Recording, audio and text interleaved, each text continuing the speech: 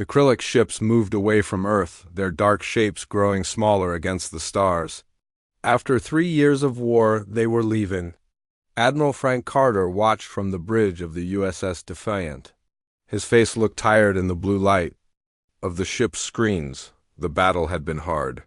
Earth's space defenses were broken, many cities were damaged. Millions of people were dead, but humans had survived.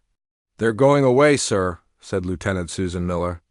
Her voice shook a little with relief. Carter nodded slowly. Something felt wrong. The Krillax never gave up.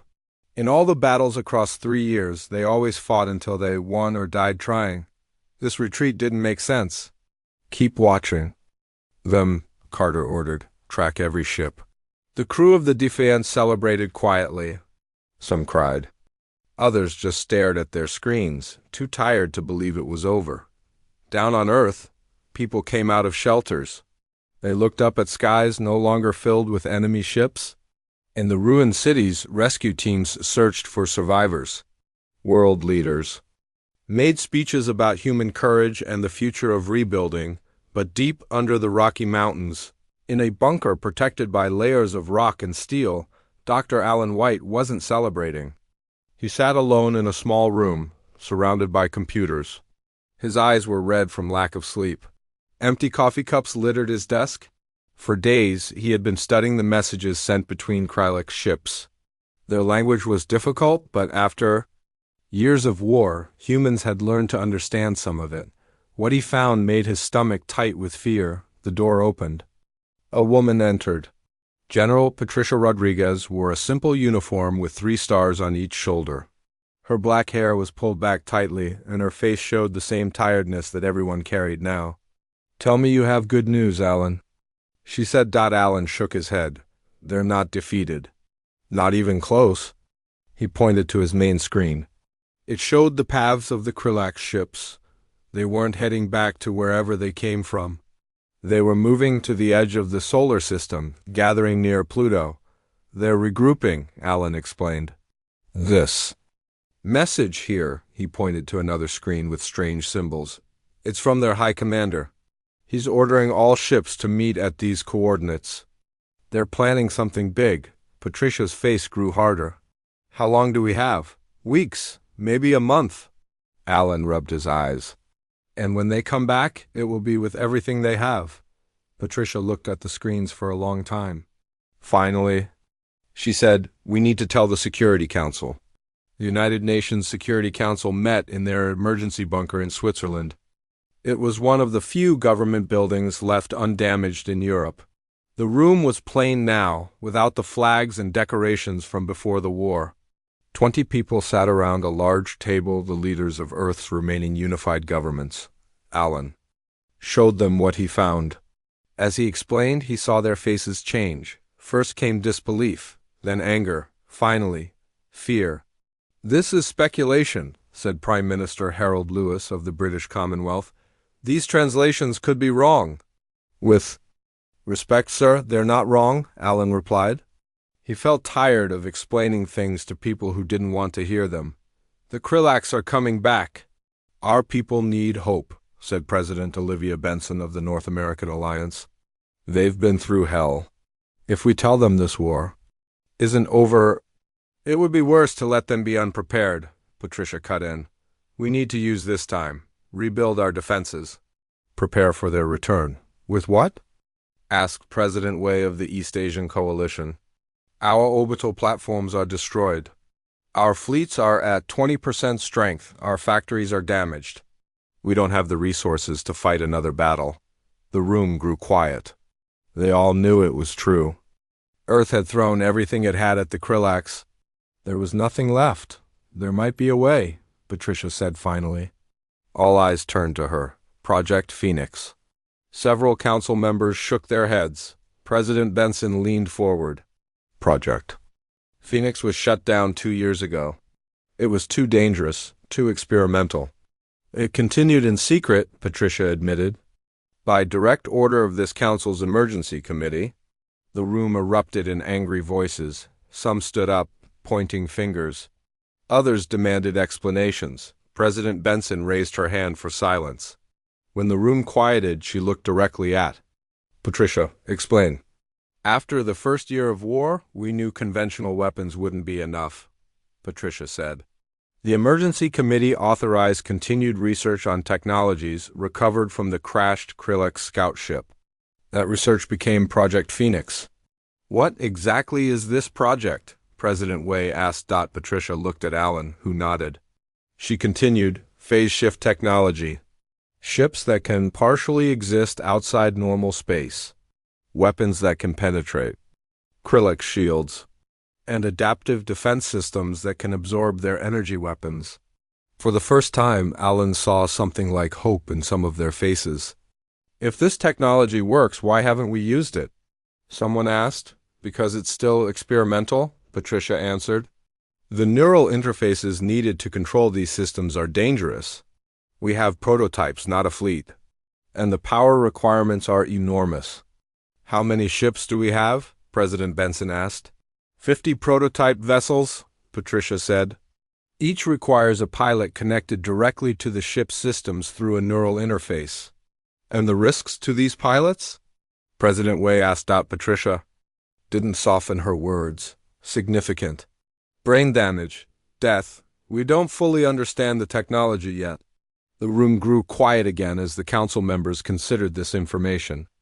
Even if this works, Prime Minister Lewis said, 50 ships against the Krillix Armada? It would be suicide. Not if we use them correctly, Patricia replied. Not if we combine them with everything else we have left.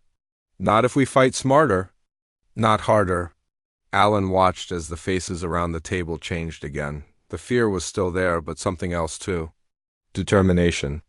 The same look he had seen on human faces throughout the war. The look that said, we may lose, but we'll make. You bleed for every inch. President Benson stood up. General Rodriguez, you have authorization to proceed with Project Phoenix. All remaining resources will be at your disposal. As they left the meeting, Alan walked beside Patricia. Do you think we can win? He asked quietly. Patricia didn't answer. Right away, when she did, her voice was low but firm. The Krillix think they've seen everything we can do. They think we're beaten. They think the battle is done. She stopped walking and looked at him. But humans are only getting started. The underwater base sat hidden beneath the Pacific Ocean. Most people on Earth didn't know it existed. Even many in the government had never heard of it. Built before the Krillix arrived, it had been expanded during the war. Now it was humanity's. Last real hope. Dr. Gregory Palmer walked through the wide metal hallways. Water sometimes dripped from the ceiling where the ocean pressed against the structure. Lights flickered as power shifted between systems. Resources were scarce now, even. Here, Gregory entered the main lab and found his team already working. 50 scientists and engineers moved around the large room. In the center sat the prize they had been studying for 5 years, the crashed Krillix scout ship that had arrived before the invasion. Progress report, Gregory said to Lisa Johnson, his chief engineer. Lisa looked up from her computer. Her red hair was tied back and dark circles showed under her eyes. No one slept much these days. The phase shift drive is stable now, she said. We've solved the power drain problem. And the neural interface? Lisa frowned. Still dangerous. We've reduced the risk, but the human brain wasn't made to connect with machines this way, Gregory nodded. He had known this would be the hardest part.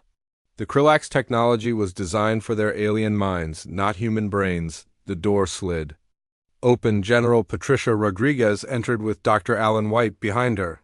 Everyone stood straighter. Patricia had that effect on people.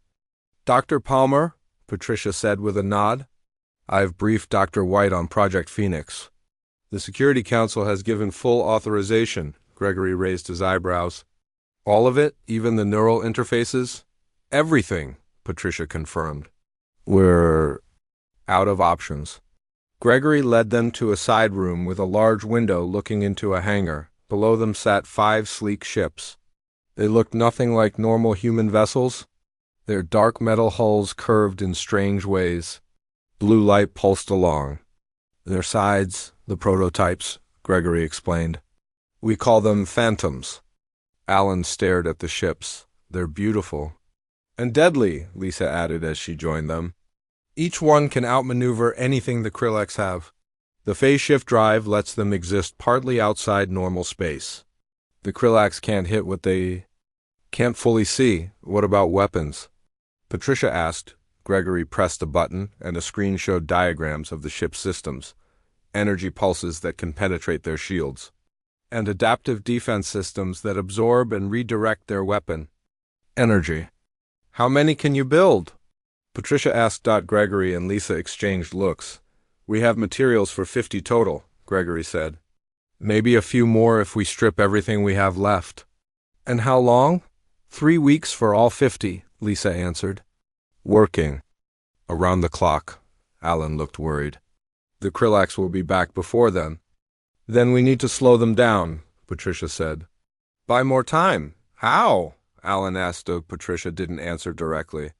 Instead, she asked, how soon can the first ships be ready? 10 days for the first 5, Lisa said. But the pilots will need time to train with the neural interfaces. What if they don't? Patricia asked. Gregory stared at her. General, without proper training, the neural overload could kill them. What if we find pilots who are already prepared? People whose brains might adapt more quickly? Gregory's eyes widened as he understood. You want to use pilots who have used similar systems before? Patricia nodded. Project Minlink was shut down 3 years ago when the war started, but the test pilots are still alive. Their brains have already adapted to machine interfaces. That's still only gives us 5 ships, Alan pointed out. What can 5 ships do against the Krillax fleet? They can buy us time, Patricia replied. If they're as good as you say, they can disrupt the Krillax gathering, force them to delay their attack. 3 days later, 5 people stood in the hangar looking at the phantom ships. They wore simple flight suits marked with the old project Mindlink symbol. They had been pulled from various military posts around the world. None of them had known about Project Phoenix until yesterday. Jack Harrison had been flying regular fighters against the Krillax. His family had died when Chicago was hit. Olivia Bennett had been a tactical officer before the neural implants from Project Mindlink made her too valuable to risk in combat. Keith Donovan, Maria Gutierrez, and Paul Evans had all been test pilots. Before the war, now they were humanity's first line of defense. The neural interfaces will feel familiar but different, Gregory explained as he led them through the hangar. Your Mindlink training helps, but this is more intense. The ship becomes an extension of your body. When do we start? Jack asked. His voice was flat, emotionless. Like many who had lost everything, he had nothing left but the mission. Now, Gregory said, we don't have time for normal training. You'll learn as we go. The next 7 days passed in a blur of pain and progress. The pilots received their neural implants and began connecting with their ships. The process was brutal. Their brains fought against the alien technology at first. All 5 suffered seizures. Keith almost died on the 3rd day when his heart stopped during a neural sync. But they adapted. By the 7th day, they could control their ships with thought alone. The machines responded to them like parts of their own bodies. On the 8th day, Alan burst into the training room. The Krillax are moving, he said. They've started their approach. We have maybe 5 days before they reach Earth. Patricia looked at Gregory. Are they ready? Gregory looked at the pilots. They were exhausted, their bodies pushed to the limit, but their eyes were clear and determined. As ready as they can be, he said.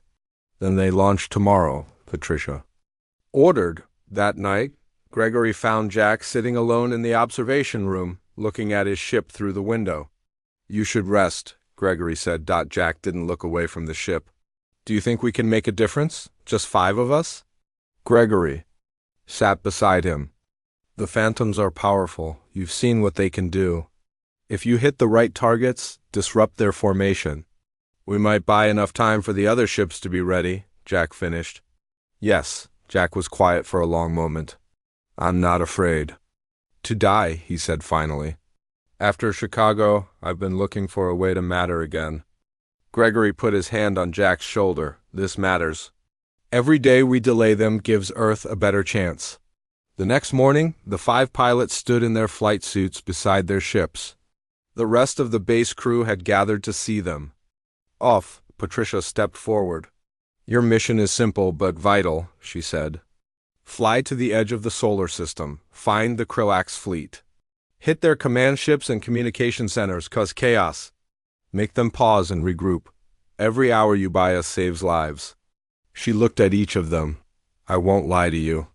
The odds of return are low, but what you do today might save what's left of humanity." Jack stepped toward his ship. The others followed. As they reached the boarding platforms, Lisa called out. "The neural interfaces are still experimental," she reminded them. "If you feel them overloading, disconnect immediately. Better to retreat than lose your minds to the system." The pilots nodded and entered their ships. The hangar doors above them opened, revealing the ocean water held back by energy fields. One by one, the 5 phantom ships rose through the water and into the open air. As they accelerated toward space, Jack felt his ship respond to his thoughts. It wasn't a machine anymore. It was part of him. As Earth fell away behind them, he sent a simple message to the others. "For everyone we've lost, let's show the Krillax that humans are just getting started." Space stretched out before the 5 phantom ships as they pushed beyond Mars. Jack felt the strange sensation of his mind connected to his ship. He could feel the coldness of space, the distant heat of the sun, the pull of planets. The neural interface translated these sensations into something his brain could understand. "Status check," he said to the other pilots. "All systems green," Olivia replied. Her voice sounded steady. "Neural interface stable," Keith reported. "Ship responding well," Maria said. "Ready for anything," Paul added, back on Earth in the underwater. Base, Gregory, Lisa, Patricia, and Alan watched their progress on large screens. The 5 tiny dots moved faster than any human ships had ever traveled before. "They're approaching Jupiter," Lisa noted.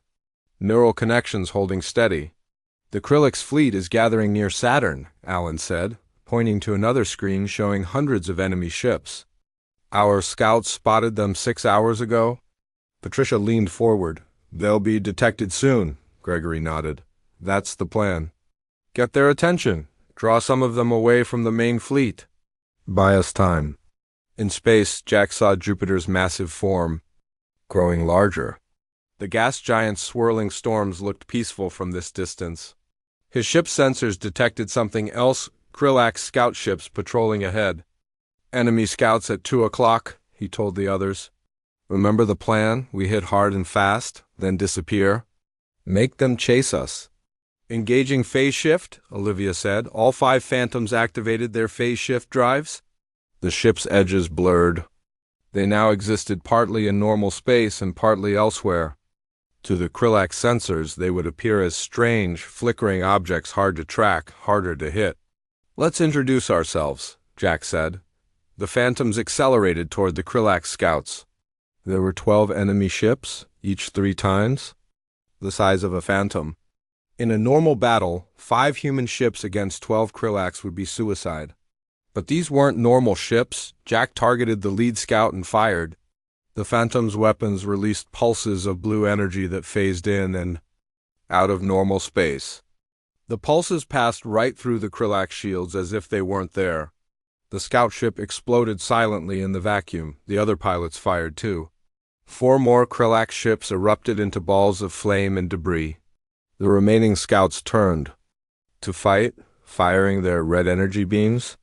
But the beams passed through the phantoms' blurred forms or were absorbed by their adaptive shields. "It works," Maria shouted as her ship danced around enemy fire. "They can't hit us." "Don't get cocky," Jack warned. "Phase shift can't run forever. Hit and move." The battle lasted less than 5 minutes. When it was over, all 12 Krillax scouts were destroyed. The 5 phantoms regrouped, their phase shift drives powering down to recharge.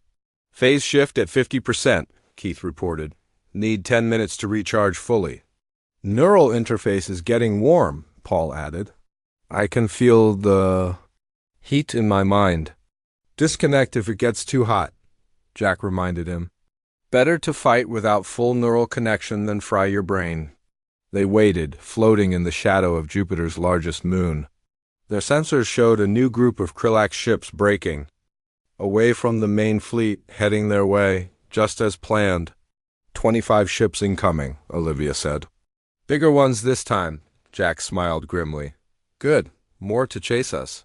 On Earth, Patricia watched the screens with growing hope. It's working. They're drawing ships away from the main fleet.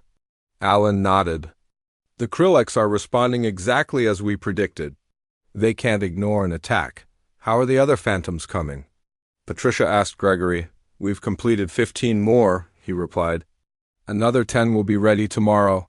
The pilots are connecting to the neural interfaces now. Any problems? Gregory hesitated. 3 didn't survive the connection. Their brains couldn't handle it.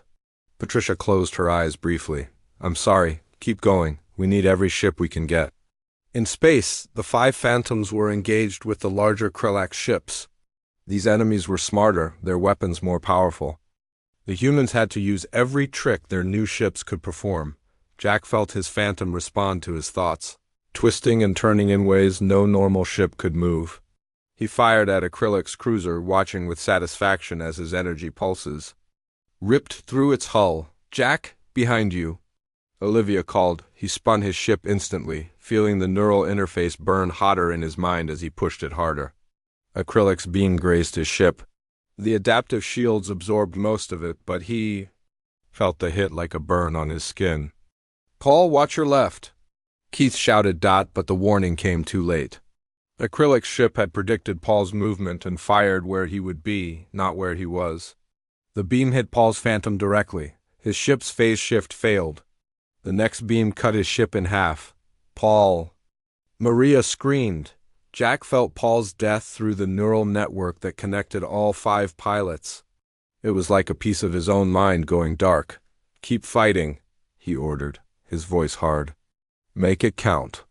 The 4 remaining phantoms fought harder, their pilots pushing beyond safe limits. The neural interfaces burned in their minds, but they ignored the pain. 10 Krillax ships exploded under their attack, then 15. More ships breaking off from the main fleet, Olivia reported. At least 50 coming our way. Perfect, Jack said. Let's lead them on a chase. The phantoms turned and accelerated away from Jupiter, heading deeper into the solar system. The Krillax ships followed exactly as planned. Every ship that chased them was one less ship heading toward Earth, back at the underwater base. Gregory watched the screens with worry. Their neural interfaces are running too hot. They need to disconnect. They won't, Lisa said quietly. They know what's at stake. Patricia turned to an officer nearby. Send the message to all stations. Operation Lazarus is proceeding. Oh. Remaining phantoms launch in 6 hours. The officer nodded and rushed away. Alan looked at Patricia. The first part of the plan is working. The Krillax are dividing their forces to chase our ships. Now for the hard part, Patricia said. Getting our other ships ready in time? She looked at the screens showing the 4 phantoms leading 50 Krillax ships on a wild chase through the outer solar system. How long can they keep this up? She asked Gregory. He shook his head. At the rate they're pushing their neural interfaces? Hours, not days. They're burning themselves up. Patricia's face showed no emotion, but her voice softened. They knew the risk. They're buying us time with their lives. In space, Jack felt blood trickling from his nose. The neural interface was pushing too hard against his brain. He ignored it. His ship spun and fired, destroying another Krillax vessel. Around him, the other 3 phantoms fought with the same desperate energy. Keith. Your ship is showing damage, Olivia called. I know, Keith replied. His voice sounded strained. Neural interface is burning hot. Can't disconnect, though. Don't try to be a hero, Jack said. If you need to pull back, look who's talking, Keith interrupted with a pained laugh. Your interface is running hotter than mine. Jack didn't answer. He was too busy avoiding enemy fire.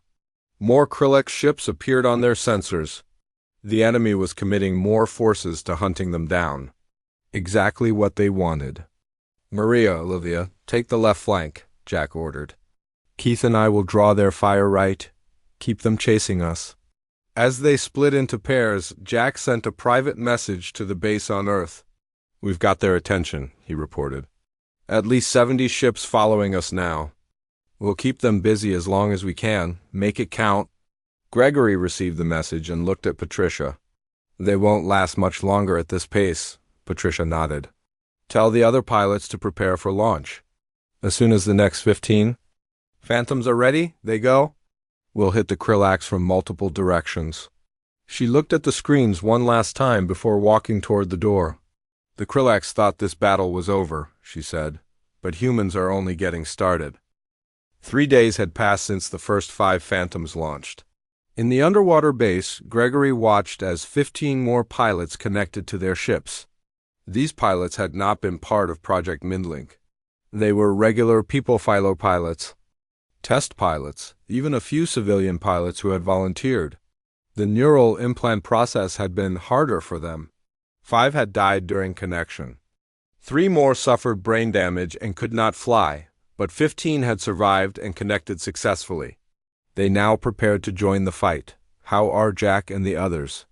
Lisa asked, looking at the screens showing the 4 remaining first Phantoms. Gregory shook his head. Still alive somehow? Still fighting?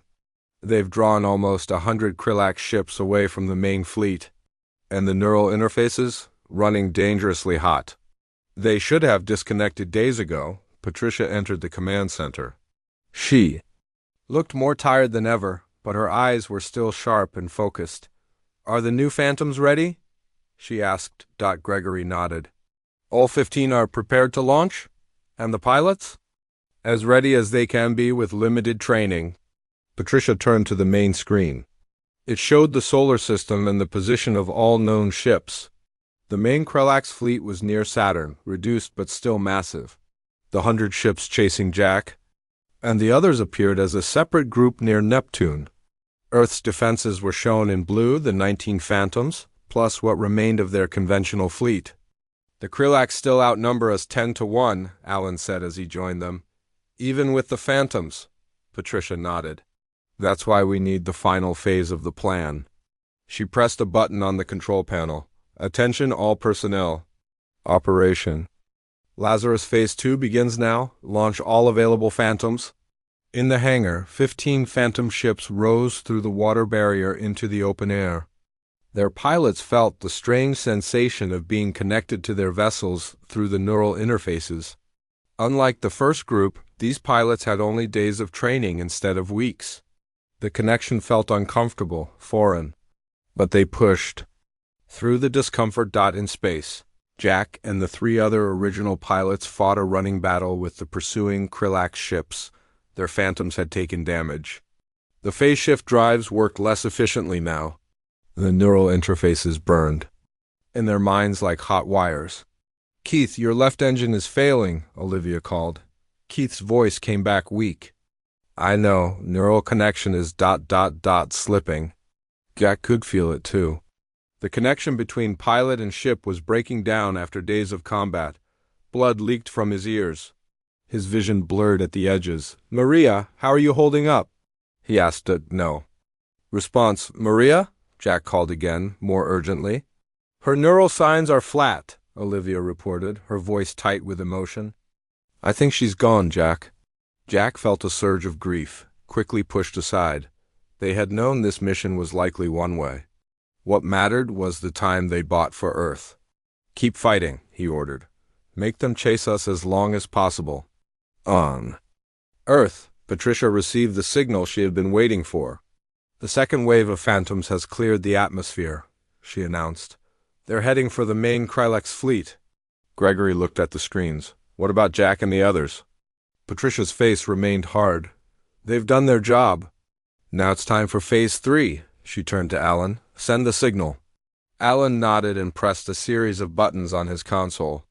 A message went out, encrypted in a way only certain receivers would understand. In space, all across the solar system, things began to change. Near Jupiter's moons, what looked like mining equipment suddenly transformed.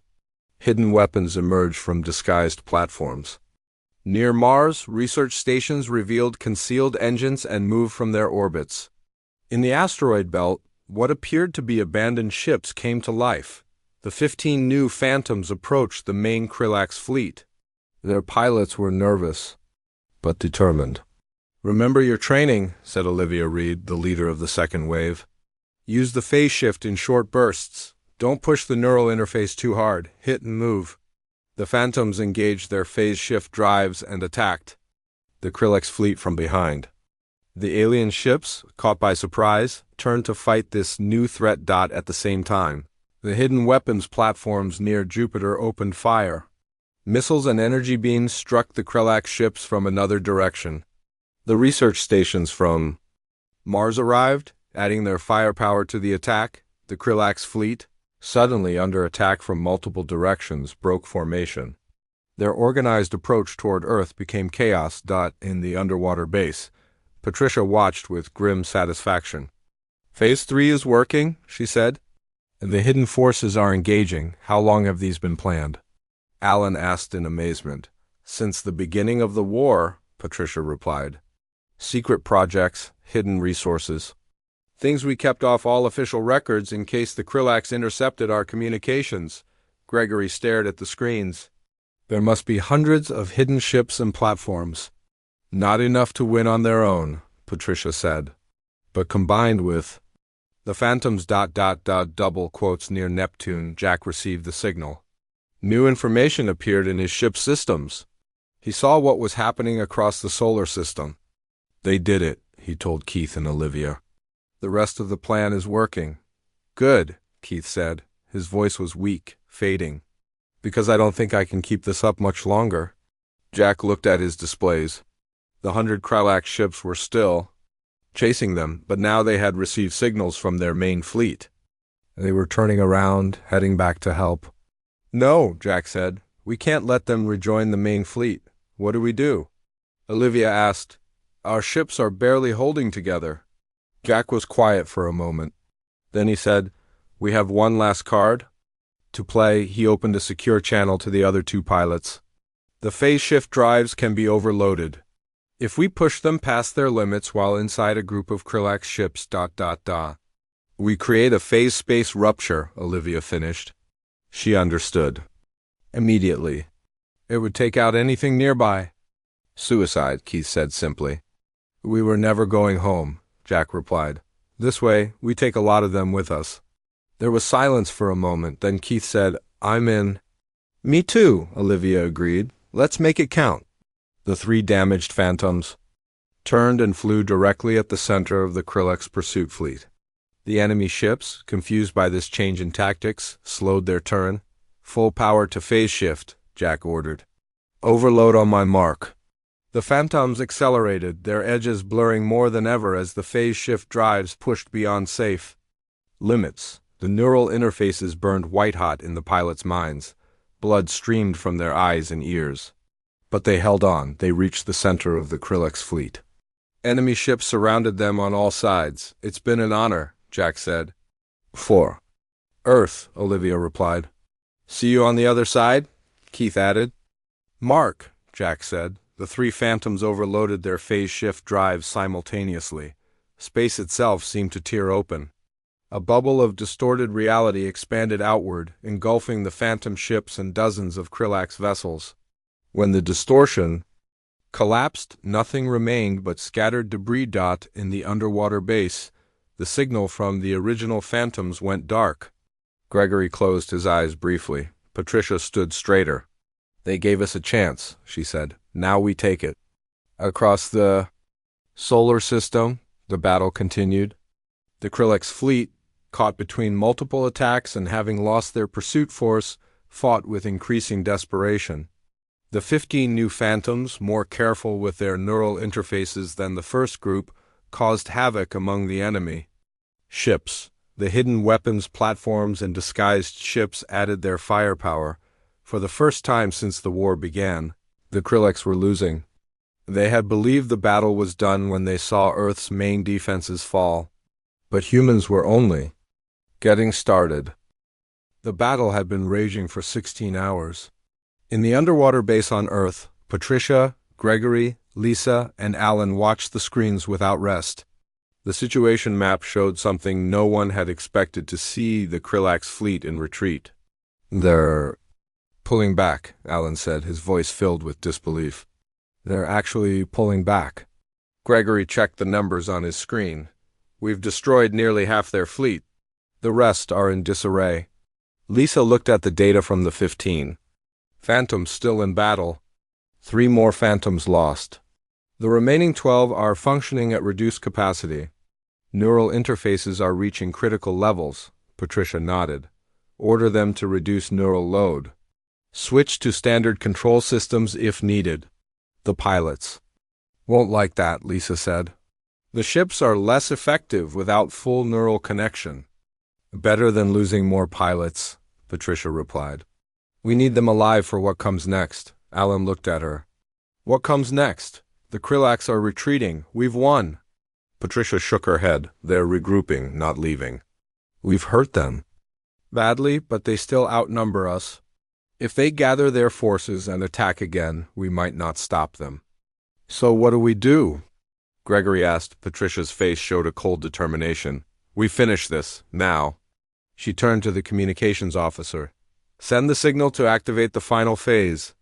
In space, the Phantoms received new orders. The 12 remaining ships pulled back from direct combat and formed a new formation. Their pilots, exhausted and in pain from the neural interfaces, acknowledged the commands. "Final phase?" asked Olivia Reed, leader of the second wave of Phantoms. "What does that mean?" Her question was answered when new signals appeared on her ship's sensors. From behind the moon, a fleet of 30 ships emerged, ships no one had seen before. They were smaller than the Phantoms, but similar in design. "Drones," explained the message from Earth. "Unmanned vessels with simplified phase shift technology. They've been hiding behind the moon since before the Krillax arrived." The Krillax fleet, still trying to regroup near Saturn, detected the new ships. Their formation, already damaged, became more chaotic as they tried to respond to this new threat. Before they could react, more signals appeared. From Mars, from Venus, from the asteroid belt, dozens more ships appeared. Some were military vessels thought destroyed in earlier battles. Others were civilian ships converted for war. All had been hidden, waiting for this moment. "All ships advance," came Patricia's order. "Hit them from all sides. Don't give them time to regroup." The human fleet, Phantoms, drones, hidden military ships, and converted civilian vessels attacked the Krillax from multiple directions. The phase shift technology of the Phantoms and drones allowed them to strike where the Krillax shields were weakest. In the underwater base, Gregory watched in amazement. "How long has this been planned?" "Since the first Krillax scout ship crashed." 5 years ago, Patricia replied. "We knew they would come in force eventually. Some of us prepared for the worst while hoping for the best." "Why keep it secret from the rest of the government?" Alan asked. "Because governments talk," Patricia said. "They debate, they argue, they leak information. We needed absolute secrecy." On the main screen, the battle continued. The Krillax fleet, caught by surprise and attacked from all sides, was being torn apart. Their normal tight formation had broken down completely. Individual ships fought desperately, but without coordination. "We're winning," Lisa said quietly, as if afraid to say it too loudly. Patricia nodded. "The Krillax fight as a unified force. Break that unity, and they fall apart. That was always the plan: disrupt, divide, and conquer." The battle continued for another 3 hours. The Krillax lost ship after ship. The few that managed to escape were pursued and destroyed. By the time it was over, the mighty Krillax armada had been reduced to scattered debris. In the Phantom ships, the pilots disconnected their neural interfaces for the first time in days. The relief was immediate, but left them feeling strangely empty, as if they had lost a part of themselves. "Is it really over?" Olivia asked as her ship turned back toward Earth. "The main fleet is destroyed," came the reply from Earth. "A few ships escaped, but they're running, not regrouping." In the underwater base, the mood was strange, a mixture of joy, disbelief, and grief. They had won, but at a terrible cost. Millions dead on Earth, dozens of pilots lost, cities destroyed. And the sacrifice of Jack, Keith, Olivia, Maria, and Paul, the first phantom pilots who had given everything to buy them time. A message came in from the United Nations Security Council. Patricia read it and looked up at the others. "The Krillax Supreme Commander is requesting communication," she said. "They want to discuss surrender terms." The room fell silent. After 3 years of brutal war, the word surrender seemed impossible. "Put them through," Patricia ordered. The main screen changed to show a Krillax. The alien looked vaguely insect-like, with multiple limbs and compound eyes. Its voice came through the translator as flat and emotionless. "The Krillax Collective acknowledges your victory," it said. "We request terms for cessation of hostilities." Patricia stood straight as she faced the screen. "Unconditional withdrawal from our solar system. Return of all human prisoners. A non-aggression pact lasting 100 years. The Krillax was silent for a moment, then, "These terms are acceptable. The Krillax Collective acknowledges the fighting capability of humans. We did not anticipate your ... resourcefulness." "You made a mistake," Patricia said. "You thought the battle was done when you saw our first defenses fall? But humans were only getting started." After the communication ended, the celebration began. Across Earth, people received the news with joy and disbelief. The war was over. Humanity had survived. In the underwater base, Gregory found Patricia standing alone, looking at the screens showing the returning phantom ships. "What happens now?" he asked. Patricia looked at the phase shift technology data on the screens. "Now we rebuild. And we prepare for what?" The Krillax agreed to 100 years of peace. Patricia smiled slightly. "And in 100 years, we'll be ready for them, or any other threat. The phase shift technology, the neural interfaces, everything we've learned. This is just the beginning," Gregory understood. The war had nearly destroyed humanity, but it had also pushed humans to create technologies they might never have discovered otherwise. The future would be different now. "Jack and the others would be proud," he said quietly. Patricia nodded. "They saved us all. And because of them, humanity will reach the stars." As the phantom ships returned to Earth, people around the world looked up at the sky. For 3 years, they had lived in fear of what came from above. Now they looked up with new eyes, with hope, with determination, and with the knowledge that humans could face the worst the universe had to offer and survive. The battle was done, but humanity was only getting started.